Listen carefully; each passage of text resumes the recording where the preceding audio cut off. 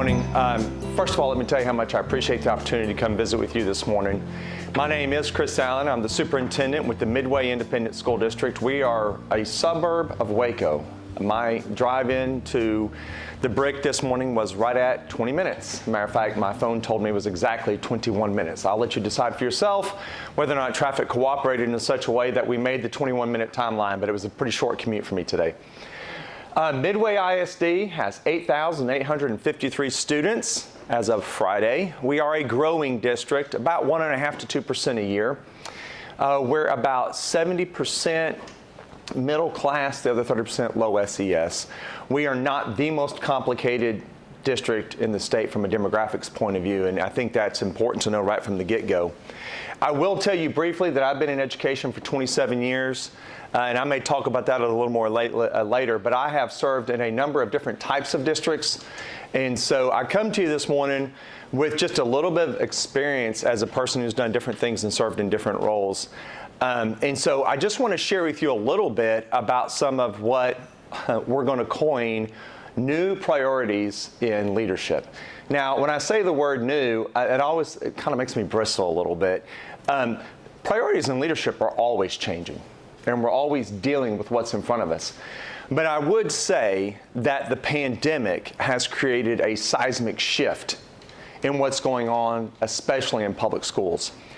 And that shift has caused us to confront and think differently about different types of challenges than what I think we've seen before.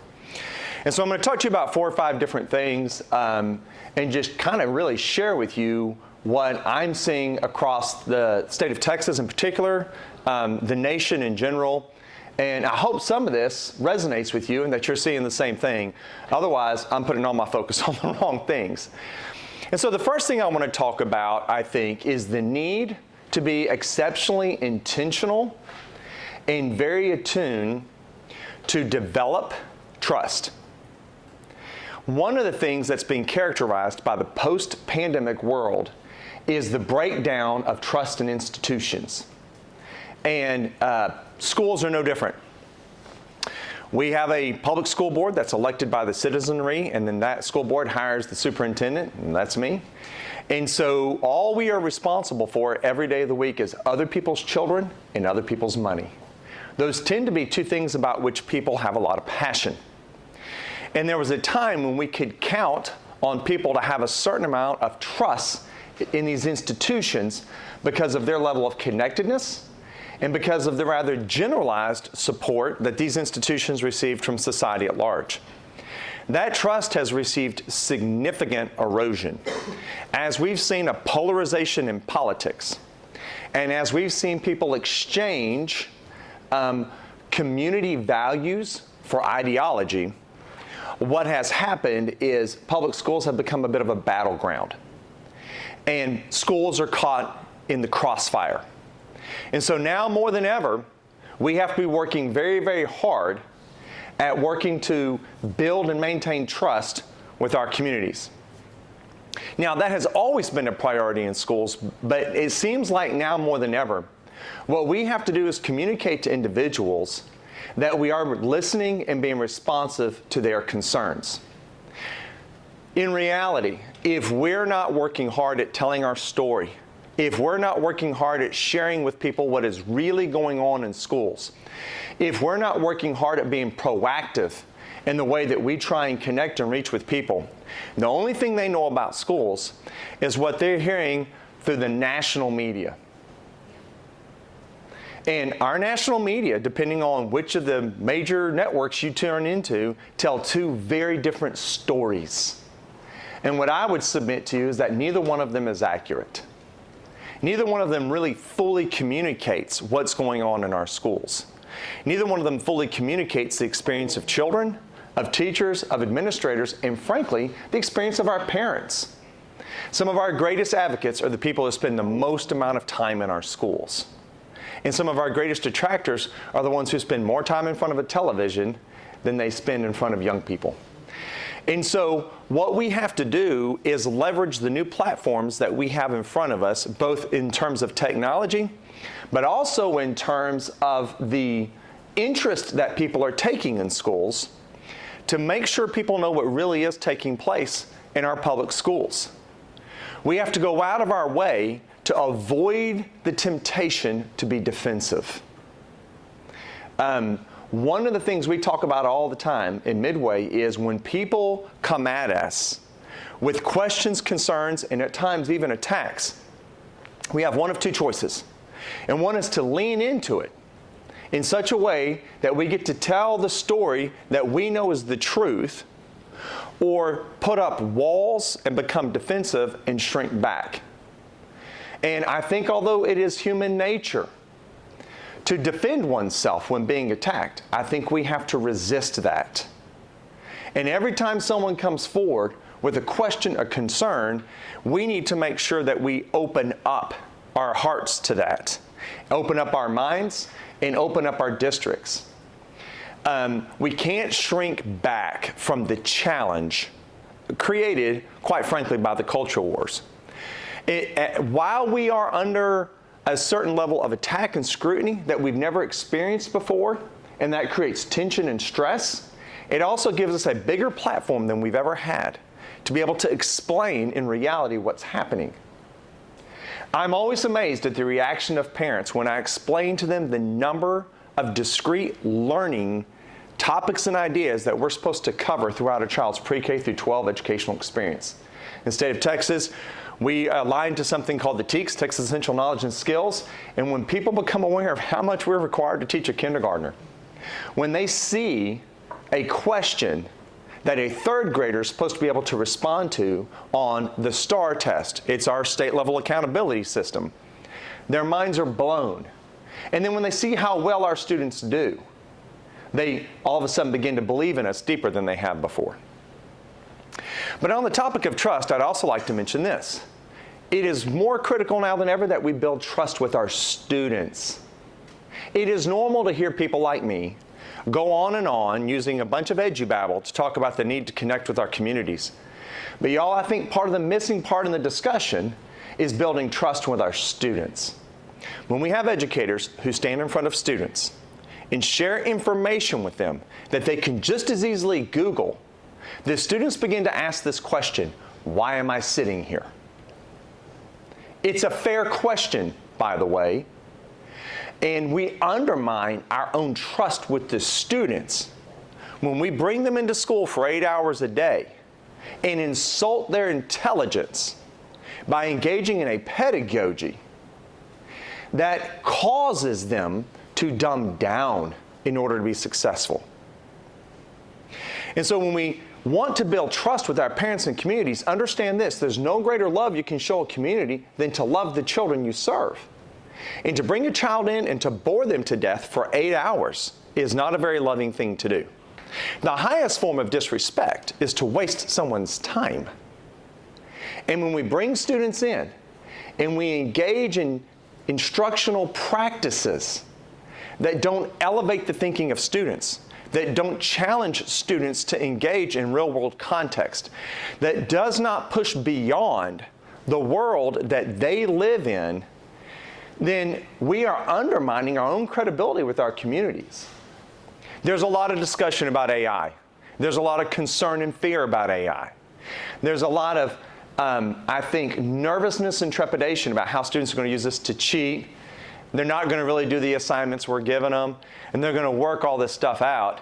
And when these conversations occur, I will tell you, I've been in this for 27 years. I turned 51 in December.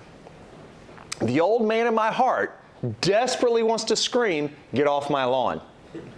But I have to remind myself, I'm an educator, and I cannot afford to live in fear. To live in fear is a disservice to students.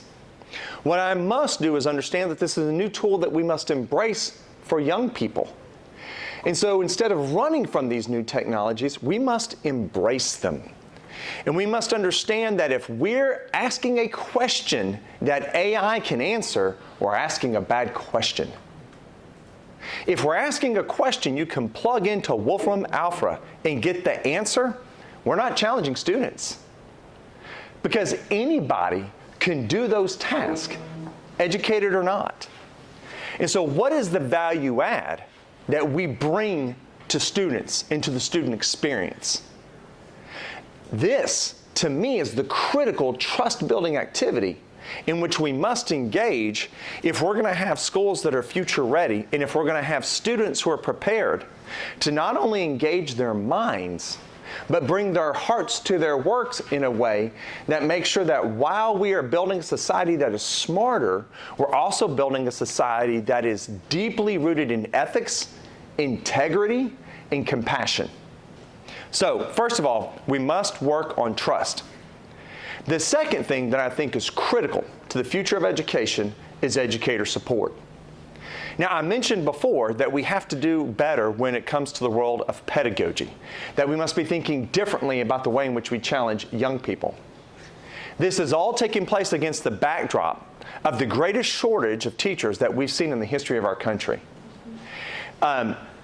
Educational statistics will tell you that pre-pandemic, 22% of the young people going into college were claiming education as a major. Nationally, that is down to 4%. We're also seeing people leave the profession in record numbers. The fact of the matter is, it's a very competitive market where educators are concerned. And one of the side effects of the culture wars is teachers no longer feeling, and I would argue, being valued.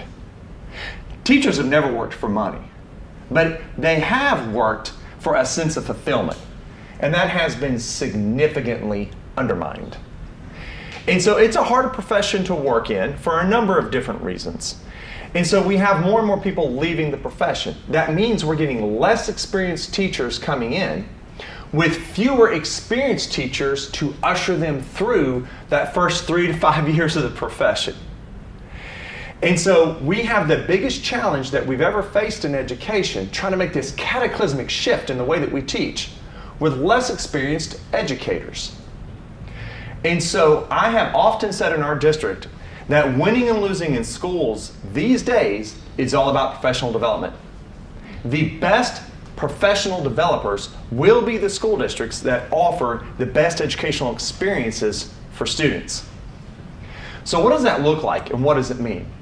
Well, for one thing, I would suggest it means that we have to do a much better job of hearing and responding to teachers.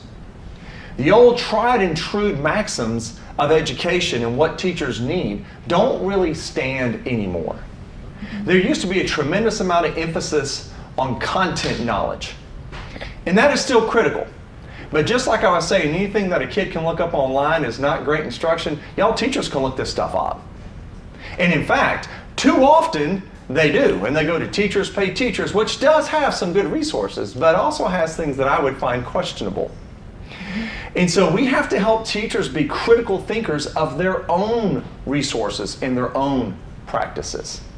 The other thing we have to do is work very, very hard at helping make sure that we help teachers engage to the new forms of pedagogy. This idea of personalized instruction, we're seeing this in every industry. Every industry with which we interact is working on trying to make sure what they bring to the consumer is that personalized experience. Our students need the very same. And the great thing is because we do have teachers who are coming in who are somewhat inexperienced compared to years past, that they are fresh for new ideas and they're not so enculturated in what we do as educators that they're resistant to thinking about things through a different lens. We also have technology tools that we've never had before, and that's promising and hopeful. The challenge is the type of thinking required to put in place a new type of pedagogy, and quite frankly, moving parents and communities along in such a way that they're able to embrace it. The not so pretty truth about education is that the way we do things is working perfectly well for a segment of society. And they don't want to see the change. See, cultures exist for many reasons, but let's not forget that cultures are a competitive advantage in the world of survival. And part of what cultures do is exist to make sure that the culture sustains itself. And so in order to get parents and students and educators to embrace a new way of doing things. We have to fight through the model that has allowed certain segments of our population to consistently be in the top 10% of their class. See, we have kiddos and parents who like the idea that all they have to do is show up and give the right answer, because that they can do. But if we start challenging kids to think and think creatively, it levels the playing field for all of our learners. And students who have been marginalized by the education system throughout the time begin to come to the top. Because what we find is that students from poverty and students who come from difficult backgrounds have been thinking creatively for a very long time. I was raised in a home that was economically disadvantaged. And let me tell you, there's nothing quite like the problem solving of how are we going to eat today. And so the more we embrace thinking skills, the more we begin to not only prepare our kids for the future, but break down barriers to success. Finally, on supporting teachers, I would say this. There was recent work done by the Charles Butt Foundation where they surveyed teachers. And they asked teachers about their mental health relative to their work. For teachers who were 30 years old and younger, 60% said their mental health was fair to poor. For teachers who were 50 to 59, that number was only 23%. Younger teachers are struggling with the weight of the work. If we don't think about the whole teacher in the same way we think about the whole child, education's not going to have the strength to stand up under modern pressures. So I've talked about trust and I've talked about support. I think it's important now for a moment to talk about advocacy. If we were to look at what's going on across the country through a historical lens, through the lens of political science, what we would see is a systemic and strategic effort to undermine the pillars that support education.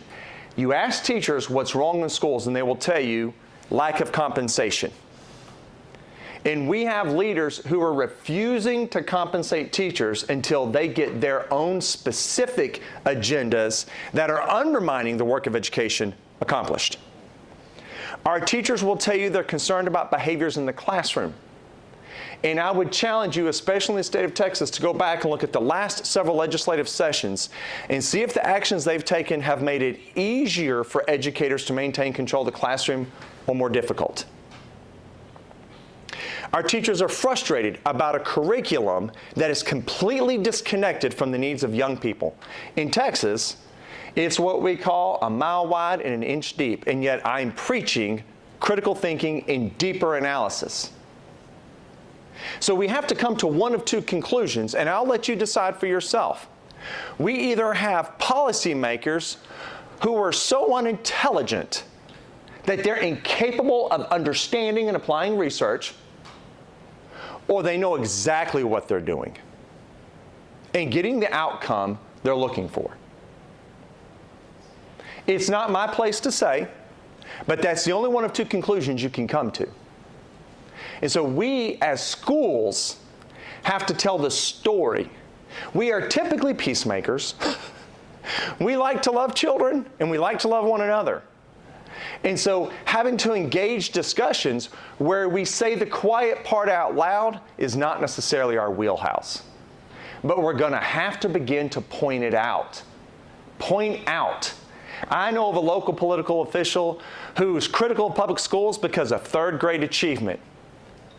If that individual would ever bring that up in my presence, which he's been careful not to, my question would be, which third grade achievement? That is measured on teams, or that on tabs, or that on TOS, or that on TAX, or that on STAR, or that on New Star. See, we're pretty good at what we do, and they've been asking us to make bricks without straw for a long time, and the better we get, the more they move the goalpost. Because us being good at their job does not accomplish the greater political agenda. And I think unless we start calling it how we see it, we're going to continue to be victims of our own silence. I'll end on this point. And this isn't a new priority, it's just a new way of thinking about it. We've got to take care of kids. Within the heart of every student we serve is a kid. They want to have fun. They want to be connected. They want to play. They want their teacher to like them, and they want to like their teacher. And in the midst of the difficulty, in the midst of the challenge, in the midst of the politics, in the midst of the underfunding, in the midst of helping them understand how to leverage new technologies for greater learning, if we lose sight for 1 second that these are humans and that they love and want to be loved, if we lose sight for 1 second that these are whole children who wake up every day reading stories about active shooters in schools, reading stories about suicide rates, reading stories about abuse. They are so much smarter than we think they are, and they're so much more perceptive than we give them credit. They know the world's gone mad. School must be the place they feel safe. In fact, school must be the place they are safe. And we have to not only think about that through the lens of the way that we care for them, but to kind of wrap to the beginning, this is also a place where the pedagogy makes a difference. We know kids want to have fun. We know they ask thousands of questions. Let's answer the questions they're asking. Let's put the tools in front of them that are more like the tools they're going to see in the workforce. Let's allow them to have fun in our classrooms. Let's take all the things we know about the world in which they live and enlighten the educational experience. There's a lot we could be talking about, and there's a lot that we can be working on.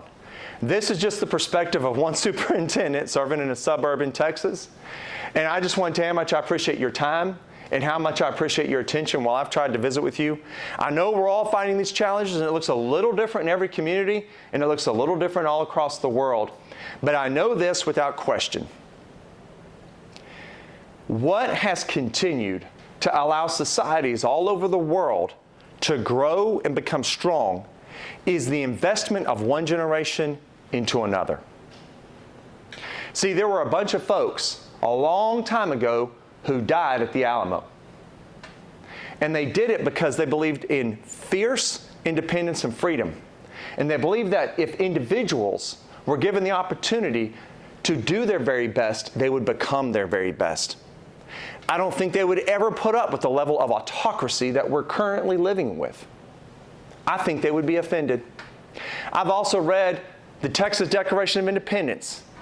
And one of the grievances that Texans had with the country of Mexico was the refusal to set up a free and public education system. Since before the United States Constitution was written, our founding fathers have put systems in place for free public education. This is the great hope, both here and around the world. Educating young people, all young people, tearing down the barriers and lifting them up as we go. And oh, by the way, I can't think of a more fulfilling work. I can't think of a more fulfilling task. I can't think of anything that would bring an individual more joy than to tap deeply into the heart of another soul, helping them become the better version of themselves. And here's the hidden secret in all of it. While doing that for others, they're doing it for you. So let's continue to do the work that's in front of us. Let's continue to challenge and engage. And let's continue to make our corner of the world just a little better for all the students we serve. I can't tell you how much I appreciate your time.